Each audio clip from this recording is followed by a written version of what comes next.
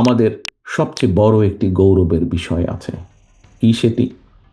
শহীদ রাষ্ট্রপতি জিয়াউর রহমান যখন দায়িত্ব পান দেশের মানুষের কাছ থেকে, তার আগে এই দেশের রাজনীতিতে ছিল বাকশাল।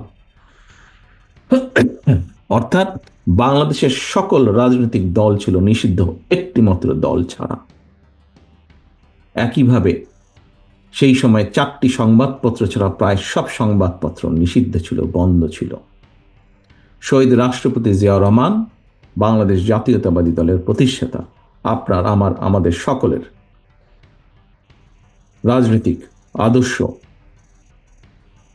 ধারক যে, বাহক যে, উনি যখন দায়িত্ব পেলেন, আমরা দেখেছি তার মাধ্যমে বাংলাদেশ আবার বহুদলীয় গণতন্ত্রের যাত্রা শুরু করলো।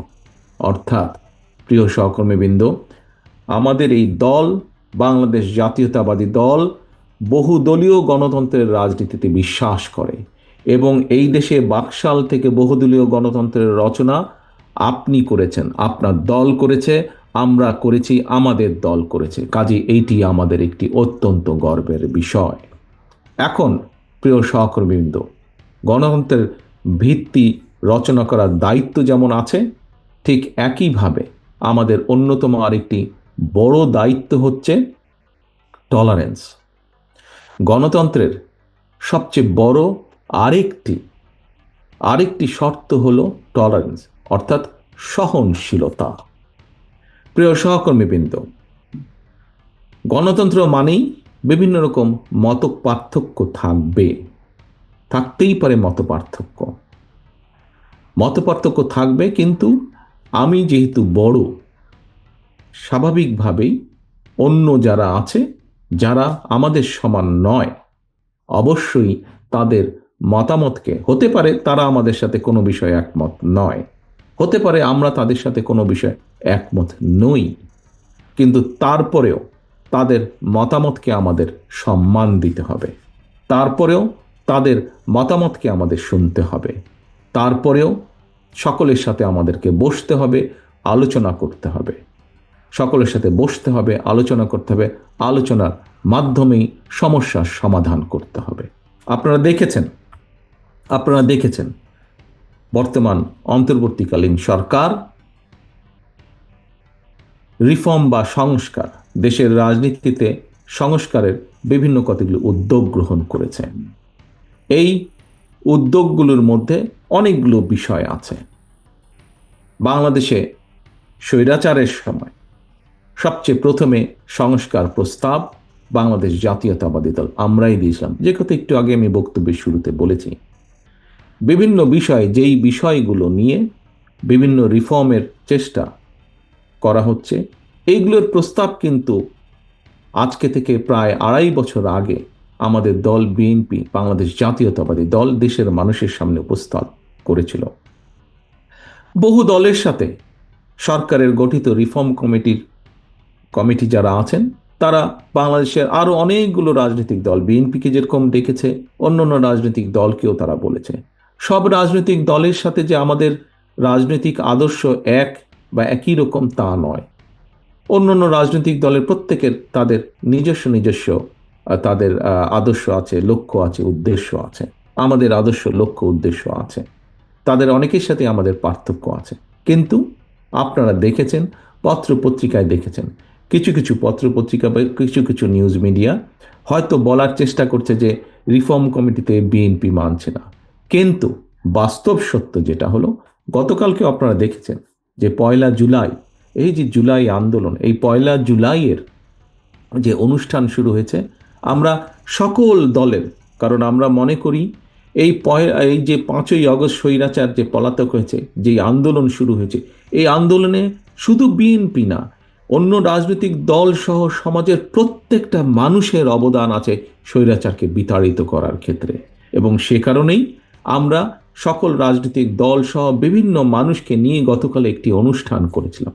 সেই অনুষ্ঠানেও কিন্তু আমাদের দলের নয়, অন্য দলের নেতৃবৃন্দও কিন্তু বলেছেন, যারা এই রিফর্ম কমিটিতে যান, যারা আলোচনা করেন, তারা তাদের অবস্থান থেকেও কিন্তু অন্য দলের নেতৃবৃন্দও কিন্তু বলেছেন বিএনপি অনেক বিষয়ে অনেক ছাড় দিয়েছে।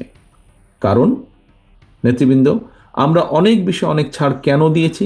কারণ আমরা মনে করি যে ঠিক আছে, ঠিক আছে, আমরা দৃঢ়ভাবে বিশ্বাস করি বাংলাদেশের অধিকাংশ মানুষ, অধিকাংশ জনগণ, ওই যে 12,50,00,000 যে কাউন্সিলরের কথা বলেছি, সেই কাউন্সিলরদের অধিকাংশ কাউন্সিলর আমাদের পক্ষে ইনশাল্লাহ থাকবেন, আমাদের পক্ষে ইনশাল্লাহ তারা রায় দিবেন।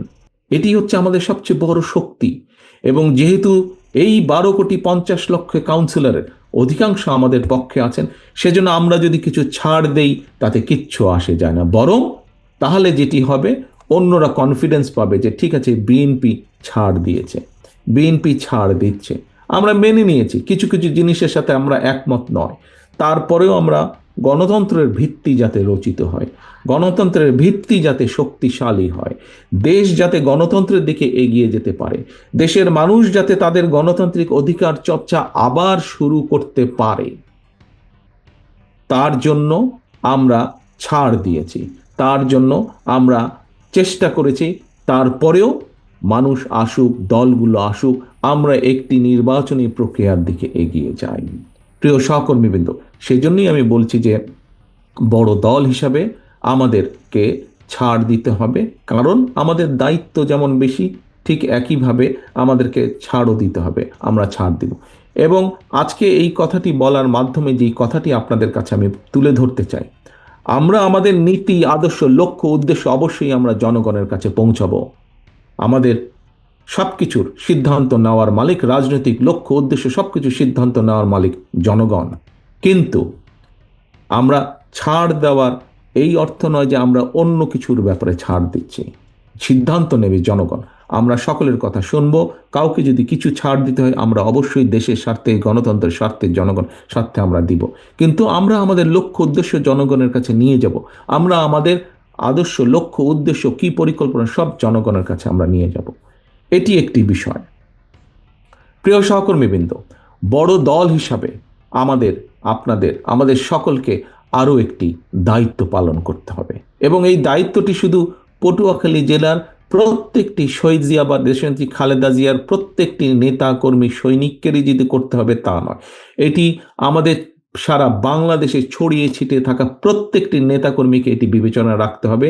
এই বিষয়টি মেনে চলতে হবে। কি? বারে বারে আমি একটি কথা বলছি, জনগণের সাথে থাকুন, জনগণকে সঙ্গে রাখুন।